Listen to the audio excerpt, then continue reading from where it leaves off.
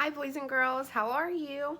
Today we're going to read one of our classroom's favorite books. This book is called Where the Wild Things Are. We read this book so many times I had to bring it home and put some tape on the spine because the spine was falling apart. Let's check this book out. I wonder if you're going to remember this story. It was written by Maurice Sendak. He's the author. He wrote the book.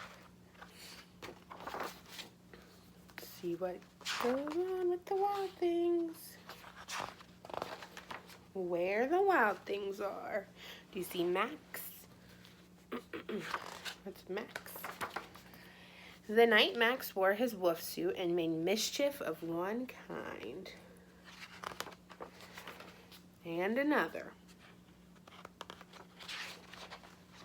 His mother called him Wild Thing. And Max said, "I'll eat you up." And he was sent to bed without eating anything. That very night in Max's room, a forest grew.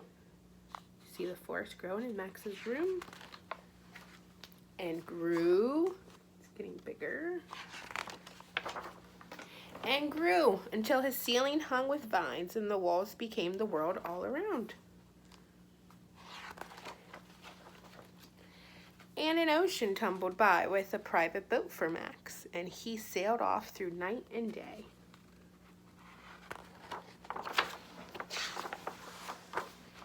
And in and out of weeks, and almost over a year, to where the wild things are. See the wild thing? Gonna need your help. We're gonna pretend to be these wild things that Max found. So be listening for what the wild things do. And when he came to the place where the wild things are, they roared their terrible roars. Let's hear your terrible roar. Can do mine. Ready? Roar. And they gnashed their terrible teeth. Show your teeth. And they rolled their terrible eyes. Can you roll your eyes? That's kind of tricky. Like, I can't do it. Like, roll your eyes. And they showed their terrible claws. Show your claws. Till Max said, "Be still," and he tamed them with the magic trick of staring into all their yellow eyes without blinking. And once they were frightened, and they called him the most wild thing of all.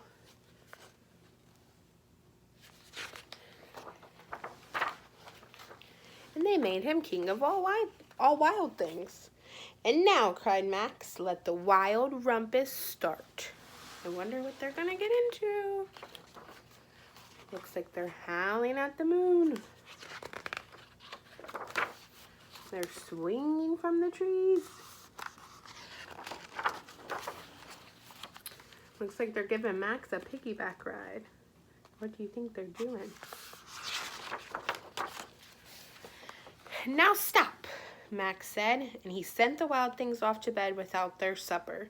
And Max, the king of all wild things, was lonely, and he wanted to be where someone loved him best of all. Then all around, from far away across the world, he smelled good things to eat. So he gave up being king of where the wild things are.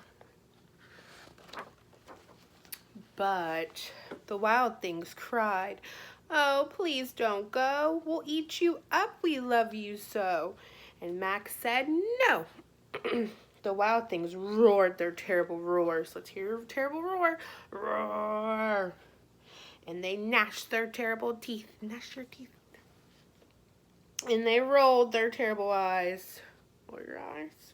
And they showed their terrible claws.